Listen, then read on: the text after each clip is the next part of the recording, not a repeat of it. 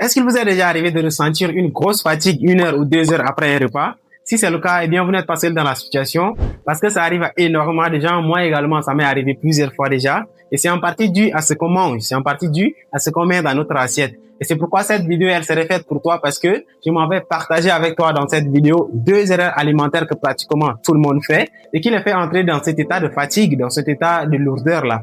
Et c'est vraiment agaçant parce que quand on mange, c'est pour avoir de l'énergie, c'est pour avoir de la force. Bref, c'est pour être bien en soi. Mais quelquefois, c'est plutôt l'effet inverse qui se produit, une grosse fatigue, de la somnolence et voire même de l'endormissement. Alors, je t'invite de rester jusqu'à la fin de la vidéo parce que non seulement je vais partager avec toi les 2 erreurs alimentaires qu'il faut éviter si nécessaire, mais aussi je vais partager avec toi en bonus les astuces ou les gestes que tu peux appliquer si tu veux éviter de tomber dans cette grosse fatigue-là si tu as déjà mangé ces aliments. Alors, reste bien jusqu'à la fin. Mais juste avant, permets-moi une petite présentation. Je suis Ngarlé Dekalis, technicien supérieur en sciences biomédicales, la santé générale, le bien-être du quotidien et les astuces de prévention. Ce sont principalement les sujets que vous allez découvrir sur cette chaîne. Alors, si ce sont les sujets qui vous intéressent, n'hésitez pas à vous abonner. Nous allons construire ensemble la communauté des gens qui sont vraiment soucieux de leur bien-être. Sur ce, on est parti. Alors, la première erreur alimentaire que pratiquement tout le monde fait, qui les fait entrer dans cet état de fatigue et qu'il faut éviter toi aussi si nécessaire, c'est les aliments qui sont trop riches en sucre ou encore les aliments qui ont un index glycémique vraiment élevé. Ce sont les aliments comme certains gâteaux faits maison, les boissons industrielles, le pain blanc, le riz blanc. Ce sont des aliments en fait qui ont un index glycémique vraiment élevé. Donc après les avoir consommés, ça va augmenter le taux de sucre sanguin. Donc la glycémie va augmenter, serait au-dessus de la normale. Ce qui va faire qu'un signal d'alarme ou d'alerte en quelque sorte serait envoyé au cerveau qui va se mettre à commander n'est-ce pas, la sécrétion de l'hormone qui va permettre le métabolisme de ces sucres-là. Et donc, du coup, le pancréas va se mettre à sécréter en grande quantité de l'insuline et donc une hypersécrétion de l'insuline pour permettre, n'est-ce pas, la digestion, le métabolisme de ces sucres. Mais le problème derrière ça, c'est quoi? C'est qu'au lieu de tout simplement normaliser le taux de sucre dans le sang, ça va plutôt nous faire tomber en hypoglycémie parce que cette hormone, premièrement, elle est sécrétée en grande quantité et son hyperactivité aussi va faire à ce que la plus grande partie du glucose serait utilisée en un rien de temps, 1 heure, 2 heures max, et puis on tombe très rapidement en hypoglycémie. Et c'est là qu'on parle de l'hypoglycémie réactionnelle. Or, l'hypoglycémie, ça a un impact vraiment considérable sur le cerveau parce que le cerveau est vraiment dépendant du glucose. Et c'est pourquoi en manque de glucose, on ressent certains signes ou certaines répercussions comme par exemple une baisse de vigilance, une baisse de concentration, quelquefois des vertiges et tout. C'est comme si le cerveau manquait en quelque sorte une partie de sa carte maîtresse. Mais le danger caché derrière le fait de manger souvent sucré, c'est que sur le long terme, ça va nous faire entrer dans une sorte de dépendance aux aliments sucrés parce que plus on mange sucré, très rapidement, on tombe aussi en hypoglycémie. Et comme on sait déjà que le sucré, c'est l'aliment qui peut très rapidement remonter la glycémie, nous donner très vite de l'énergie, on serait là à manger encore sucré. Et plus on mange sucré sur le long terme, on s'expose à des problèmes de santé comme par exemple le diabète et plein d'autres qui peuvent s'en suivre.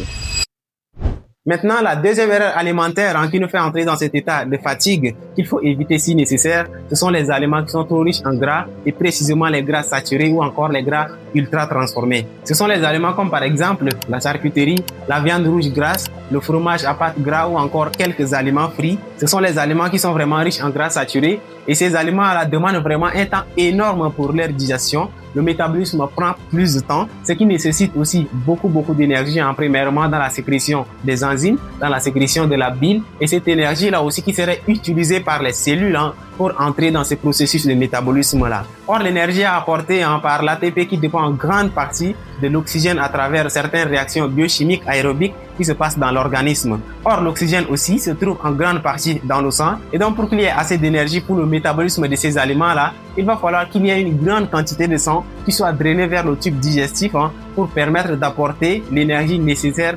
Et donc, ce qui va faire que les autres parties de l'organisme vont manquer de sang, principalement les membres et le cerveau. Or, le cerveau, quand il est manqué de sang, autrement dit, il est manqué un petit peu d'oxygène également. Or, en manque d'oxygène, on va parler d'hypoxie, mais dans le cas précis, c'est juste de l'hypoxie modérée, mais quand même, ça a des répercussions sur le cerveau, ce qui va pousser le cerveau à entrer en quelque sorte en mode économie, parce qu'il n'a pas tout ce qu'il lui faut pour pouvoir fonctionner normalement. C'est comme quand on active le mode économie ultra de notre téléphone, surtout les téléphones Android.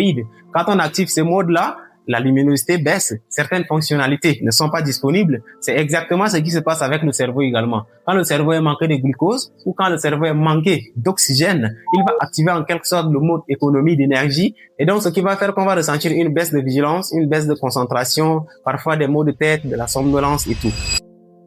Mais comme promis au début de la vidéo, voici quelques astuces qui vont te permettre d'éviter cet état de fatigue-là s'il arrivait que tu consommes déjà ces aliments. Donc, premièrement, il faut boire assez d'eau. Boire assez d'eau, ça te permet de t'hydrater, donc ça augmente en quelque sorte de la vigilance. C'est comme un solvant aussi qui entre énormément dans ces réactions-là. Deuxièmement, il faut pas rester sur place après avoir mangé ces aliments. Il faut bouger, marcher 10 à 15 minutes après ces aliments. Ça va vraiment te maintenir actif. Et aussi, il ne faut pas directement s'allonger après avoir pris ces aliments parce que en s'allongeant, ça va accélérer le processus de somnolence et donc de l'endormissement. Et aussi, pour finir, il ne faut surtout pas faire cette erreur-là de pouvoir rajouter encore plus de sucre parce qu'on est tombé en hypo. Il faut encore manger plus sucré de temps en temps pour pouvoir remonter la glycémie. Ça va vraiment nous exposer à des problèmes de santé sur le long terme.